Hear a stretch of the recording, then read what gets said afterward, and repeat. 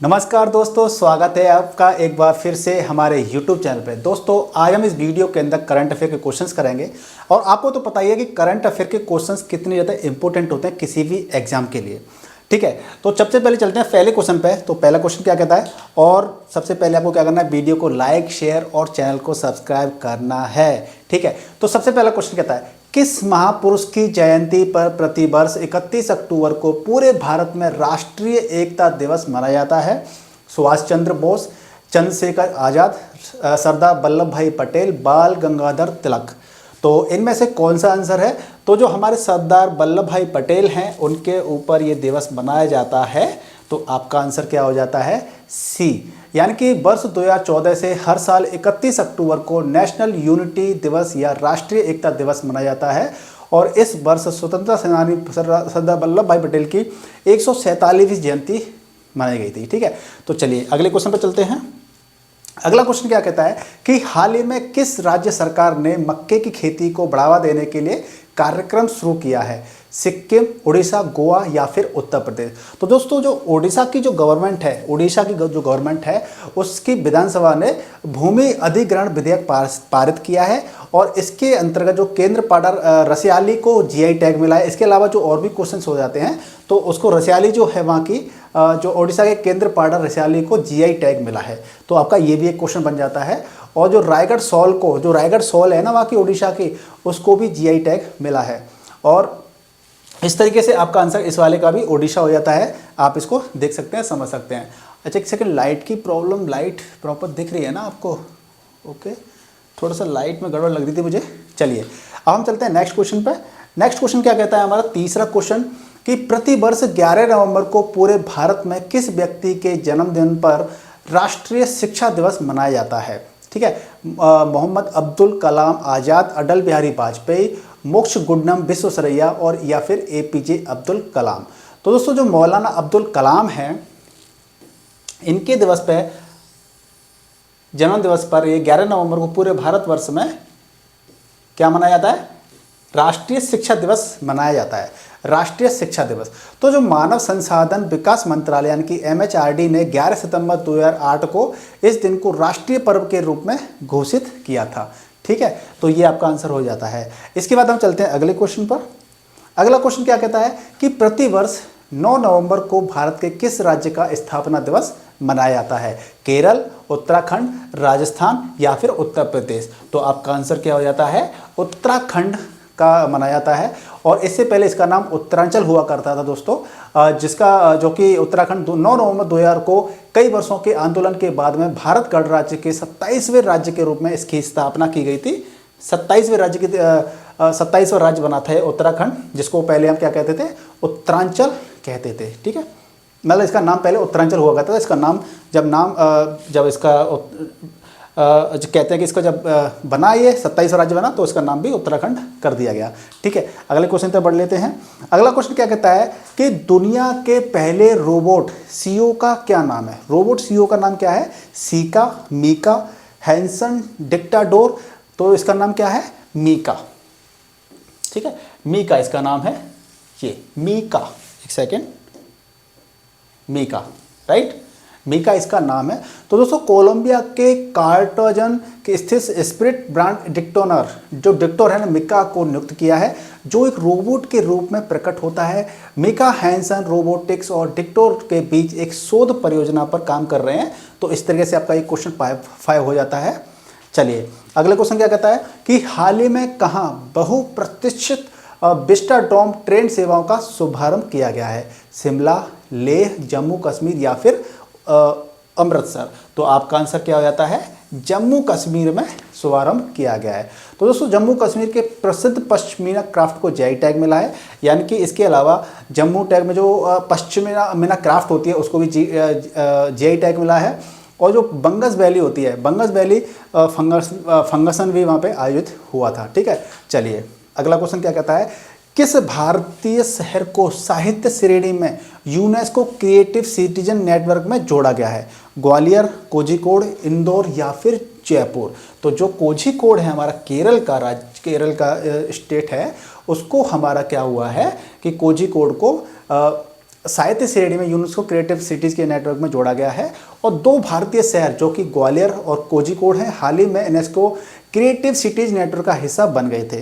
तो UNESCO creative cities network के मध्य प्रदेश के ग्वालियर ने संगीत श्रेणी में जगह बनाई थी, जबकि केरल का जो कोझिकोड है उसने साहित्य के क्षेत्र में जगह बनाई थी। तो आपके 2 क्वेश्चन तैयार हो गए कि आपने ग्वालियर में जो हुआ था वहाँ पे संगीत की श्रेणी में बना था, और जो कोझिकोड है ये साहित्य की श्रेणी में यूनेस्को क्रिएटिव सिटी नेटवर्क में जोड़ा गया है।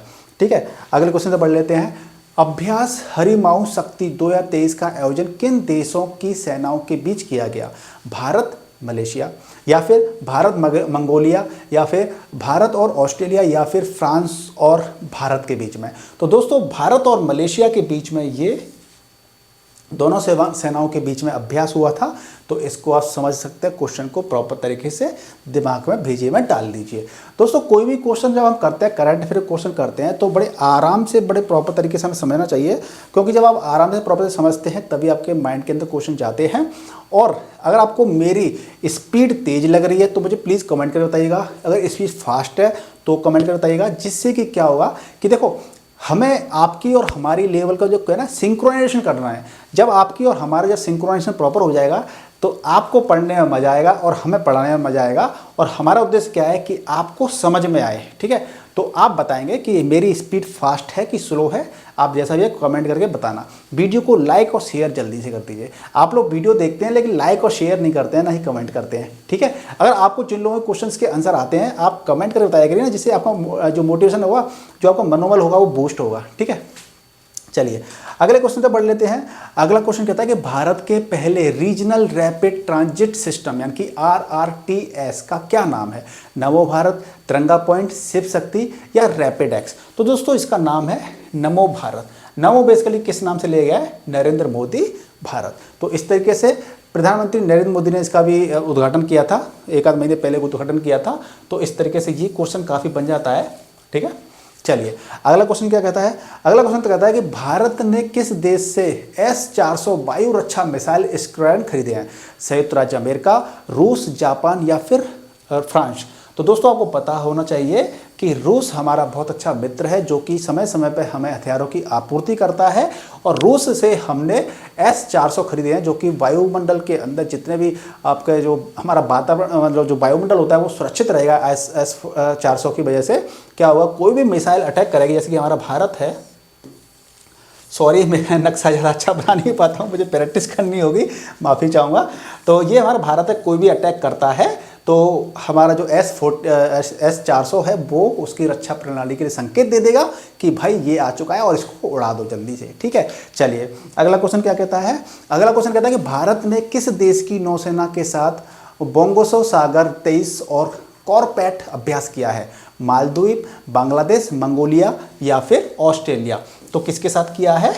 बांग्लादेश के साथ में ये बोंगो सागर 23 और कॉर्पेट अभ्यास किया है, और ये 23वां इसका चौथा संस्करण है, यानी कि पहले 3 और हो चुके हैं अभ्यास। ठीक है, चलिए अगला क्वेश्चन यानी कि 12वां क्वेश्चन कहता है कौन व्यक्ति हाल ही में स्टेट बैंक ऑफ इंडिया यानी कि SBI के नए ब्रांड एम्बेसडर बने हैं? राजकुमार राव, MS धोनी, सचिन तेंदुलकर, या फिर राफेल नडाल? तो जो MS धोनी है, जो हमारे क्रिकेट आप तो जानते हैं कि महेंद्र सिंह धोनी जी को कौन नहीं जानता है, वो SBI के नए ब्रांड एम्बेसडर बने हैं। ठीक है, चलिए अगले क्वेश्चन पढ़ लेते हैं। हाल ही में किस राज्य के मंत्रिमंडल ने विशेष बाघ सुरक्षा बल को मंजूरी दी है?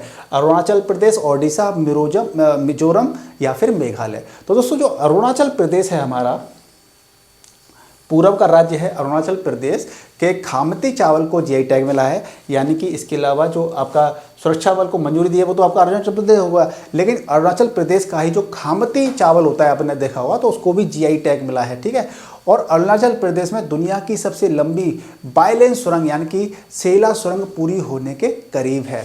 और भारतीय सेना और BRO ने अरुणाचल प्रदेश के जो जिलों में बैली ब्रिज का उद्घाटन किया है। ठीक है, चलिए 14वें क्वेश्चन पे चलते हैं। हाल ही में अपने सभी जिलों में हॉल मार्किंग केंद्र वाला पहला राज्य कौन सा बन गया है? गोवा, केरल, उत्तर प्रदेश या फिर तमिलनाडु? तो दोस्तों हमारा जो केरल राज्य है वो आपका पहला राज्य बन गया है हॉल मार्किंग वाला। ठीक है, इसके साथ में ही केरल सरकार में क्या हुआ है कि केरल सरकार ने जो सर्वाइकल कैंसर की होता है उसकी रोकथाम करने के लिए टीकाकरण की सेवा भी शुरुआत कर दी है। केरल सरकार ने जो सर्वाइकल कैंसर होता है उसकी रोकथाम के लिए सर्विस शुरू कर दी है, केरल सरकार ने सेवा शुरू कर दी है। ठीक है, चलिए हाल ही में जारी वर्ष 2023 की हुरुन इंडिया परोपकारी सूची में किसे शीर्ष स्थान दिया गया है? किसे शीर्ष स्थान प्राप्त हुआ है? गौतम अडानी, शिव नादर, मुकेश अंबानी या फिर अजीम प्रेमजी? जो एचसीएल के शिव नादर जी हैं ना, इनको ये सौभाग्य प्राप्त हुआ है और नादर 2000 करीब करोड़ रुपए दान के साथ देश के सबसे उदार व्यक्ति के रूप में शीर्ष पर पहुंच चुके हैं। ठीक है, तो शिव नादर जी एचसीएल के हैं।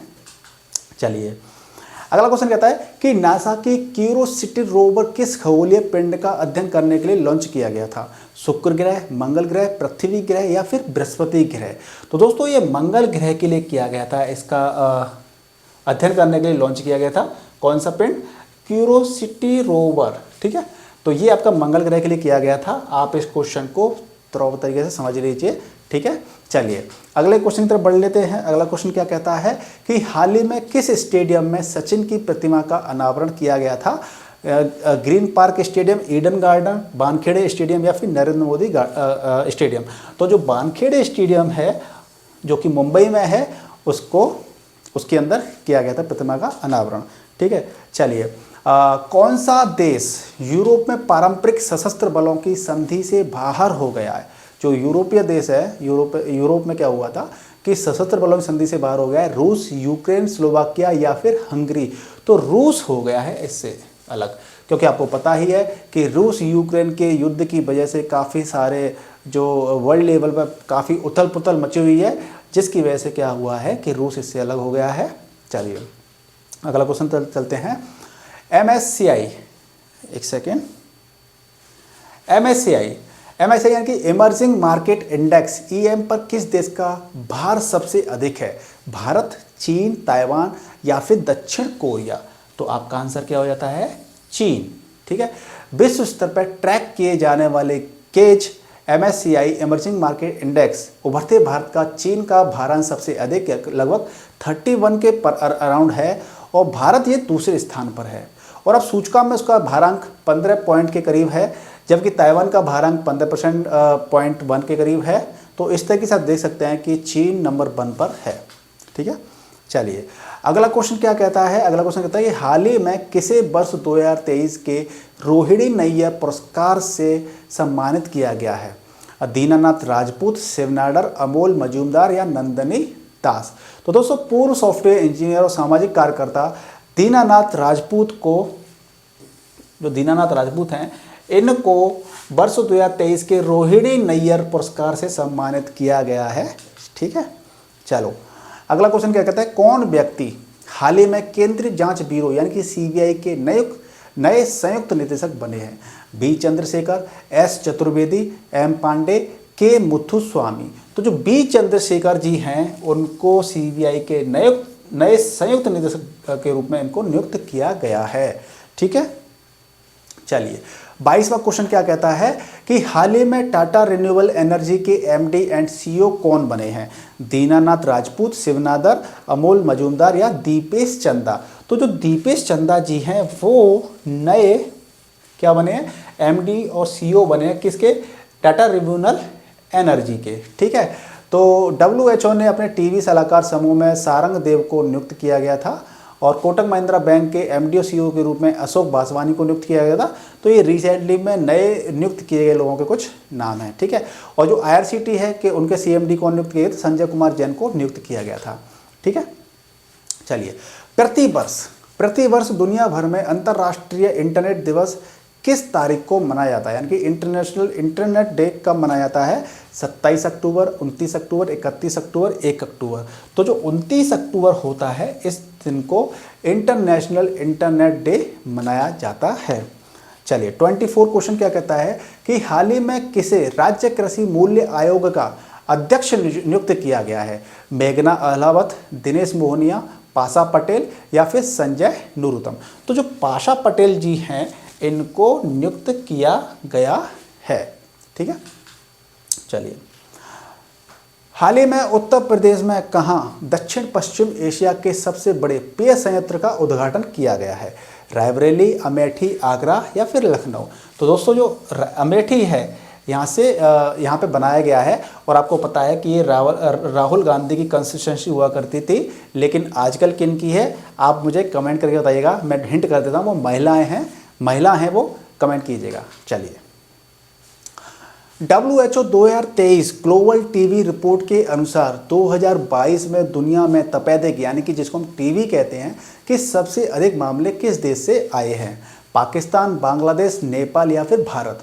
तो दोस्तों भारत से आए हैं ये मामले जो कि काफ़ी चिंताजनक हैं। हालांकि जब आप बात करते हैं जब पॉपुलेशन ज़्यादा होती है तो वहाँ पे बीमार लोग भी ज़्यादा होते हैं, तो आप उससे समझ सकते हैं। तो विश्व स्वास्थ्य संगठन WHO की 2023 की जारी की गई नई वैश्विक टीवी रिपोर्ट से पता चलता है कि 2022 में भारत में दुनिया में सबसे ज़्यादा टीवी के अधिक मामले सामने आए थे। ठीक है, चलिए। तो दोस्तों ये हमारे क्वेश्चन रह जाते हैं, कुछ करीब 26 क्वेश्चंस हम कर लेते हैं इस वीडियो के अंदर। तो मुझे उम्मीद है कि आपको इस वीडियो से काफ़ी कुछ सीखने को मिला होगा। आप मेरे टीचिंग स्टाइल में क्या बदलाव चाहते हैं जिससे कि आपको अच्छे से समझ में आए, तो प्लीज़ मुझे कमेंट करके बताइएगा। वीडियो को लाइक कीजिएगा, शेयर कीजिएगा, चैनल को सब्सक्राइब जरूर कीजिएगा। और ठंड बढ़ चुकी है, रजाई में बैठे बैठे भी आप पढ़ाई अच्छे से कर सकते हो। थोड़ा सेहत का ख्याल रखिएगा जिससे भी बदलते मौसम में तबीयत खराब ना हो। मिलते हैं नेक्स्ट वीडियो में। Bye, take care.